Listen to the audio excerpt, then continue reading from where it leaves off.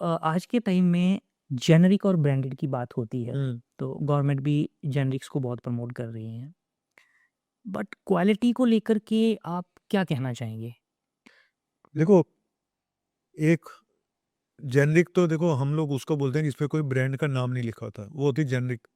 Generic branded की बात करेंगे कि जो जिनमें ब्रांड तो है, लेकिन वो जेनेरिक ब्रांडेड है। ब्रांडेड तो वही होती हैं जो सबसे पहले सबसे मॉलिक्यूल पहला जो रिसर्च मॉलिक्यूल होता है, वो हमेशा महँगा भी होता है और उसकी क्वालिटी पे कोई इश्यू नहीं होते हैं।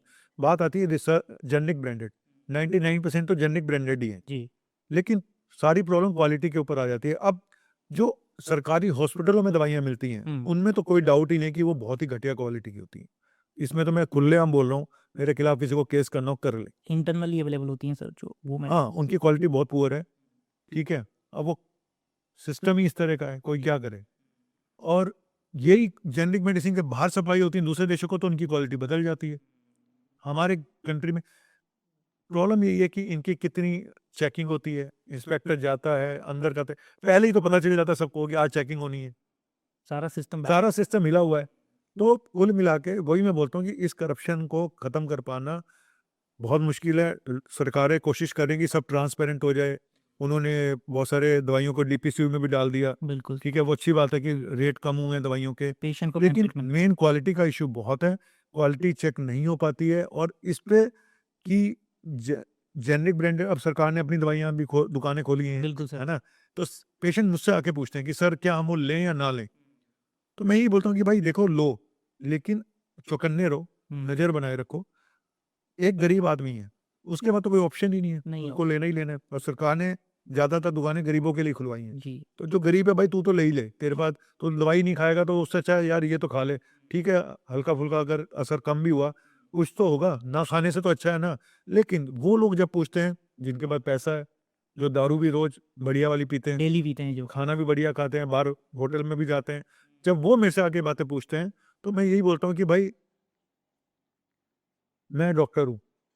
जब मुझे यूज़ करनी होती है, तो मैं क्वालिटी वाली दवाइयाँ खाता हूँ। अपने घर वालों के लिए मैं कोशिश करता हूँ कि मुझे अच्छी क्वालिटी की मेडिसिन पता हो, अच्छे ब्रांड्स जो हैं, बड़े-बड़े अच्छे ब्रांड्स हैं और उनकी सस्ती दवाइयाँ भी आती हैं। ये जी, कोई ज़रूरी नहीं है कि हर बड़े ब्रांड की दवाई महँगी हो। महँगी होती है। कई बार उल्टा है कि जो बड़े ब्रांड नहीं हैं, छोटे ब्रांड हैं, लोकल ब्रांड हैं, उनकी दवाइयाँ ज़्यादा महँगी हैं। जी, जहाँ बिल्कुल, पे आपको भी पता है कि वो किस तरह से डॉक्टर को ल्योर करते हैं, ये है, वो है। राइट। वो सब कहानियाँ अलग हैं। लेकिन क्वालिटी क्वालिटी का इश्यू बहुत बड़ा है और ये कह पाना ये फलानी दवाई ज़्यादा इफ़ेक्टिव होगी, ये कम होगी, ये तो खाने के बाद ही पता चलेगा। पहले नहीं बता सकते आप, ये नहीं बता सकते। तो मैं यही बोलता हूँ, आप खाइए, अगर आपको शुगर है, अपनी शुगर चेक करते रहो। अगर आपको लगता है कि मेरी शुगर बढ़ गई है इस दवाई को खाने से, तो बंद कर दो। तो बंद कर दी। बीपी बढ़ गया तो बंद कर दो। हाँ, कुछ जगहों पे ये दवाइयाँ बिल्कुल नहीं ट्राई करनी चाहिए, जैसे कि मिर्गी का दौरा, बिल्कुल, एपिलेप्सी। जैसे कि थायराइड। हुँ, तो ये दवाई इतनी सेंसिटिव होती है कि ज़रा-सी भी इधर-उधर हुई तो मुसीबत बड़ी, मुसीबत हो जाएगी। है ना? तो ये उस मैंने अपने वीडियो में बता रखा है कि इन 4 बीमारियों में भूल के भी ना खाएँ ये वाली दवाइयाँ। हम तो थायराइड के पेशेंट को ब्रांड चेंज करने के लिए भी नहीं बोलते हैं। अगर तू भाई थायरॉक्स खा रहा है तो थायरॉक्स ही खाएगा, तो थायरानोम पे भी नहीं शिफ्ट होगा जबकि इक्वली गुड है। क्योंकि थायराइड की मेडिसिन में बहुत प्रॉब्लम्स है। लेकिन केमिस्ट और कई बार डॉक्टर से कितनी सस्ती दवाई आती है थायराइड की। सस्ती मुश्किल से ₹150 की बोतल आती है 3 महीने की दवाई। Right sir. उसके लिए भी लोग लालच करते हैं। उसमें ₹20 ₹50 बच जाएँगे उनको ज़्यादा, उसके लिए भी लालच है। उसके लिए वो केमिस्ट भी बेवकूफ़ बना देता है। नहीं, नहीं सेम दवाई है। अच्छा वो बेचारा अनपढ़ पेशेंट, उसको क्या पता वो ले जाता है। अब आता है कि भाई थायराइड जो 6 था वो 100 हो गया। हुँ, ऐसे-ऐसे पेशेंट मैंने वीडियो बनाए हैं इसके ऊपर। ये देखो भाई प्रूफ। लेकिन फिर भी रेगुलर कंटिन्यू करते हैं, छोड़ते हैं सर पेशेंट उस हाँ, अगर उनको बता दो तो छोड़ देते हैं। छोड़ देते हाँ, अगर उनको बता दो भाई तेरी प्रॉब्लम इस वज़ह से हुई तो छोड़ देते हैं। अगर है ना, कुछ नहीं छोड़ते तो फिर उनका भगवान मालिक है, मैं क्या करूँ? हेल्थ से बढ़कर कुछ नहीं है। हुँ, अ, सर अक्सर ये देखा गया है कि जब भी कोई बड़ी बीमारी होती है या सर्जरी की बात है, ऑपरेशन की बात है, तो एक सेकंड ओपिनियन की हाँ, बात करते हैं लोग कि हमें सेकंड ओपिनियन लेना है। तो अभी आपने आपसे जैसे डिस्कस हो रहा था तो आप कह रहे थे कि आप एक एप्लीकेशन लॉन्च कर रहे हैं, हुँ, सेकंड ओपिनियन के हुँ, नाम हुँ। से। तो थोड़ा पेशेंट को या आपकी ऑडियंस को, हमारी ऑडियंस को आप बताएँगे कि ये सेकंड ओपिनियन एप्लीकेशन है क्या सर? देखो ऐसा है कि मेरे से तो लोग सेकंड ओपिनियन ले लेते हैं, एज़ अ फिजिशियन जो भी क्रोनिक मेडिकल इलनेस है, वो मेरे से ले लेते हैं। जी, बहुत सारी ऐसी फील्ड हैं जो मेरे से रिलेटेड नहीं है और पेशेंट को पता नहीं होता कि मैं किसके पास जाऊं।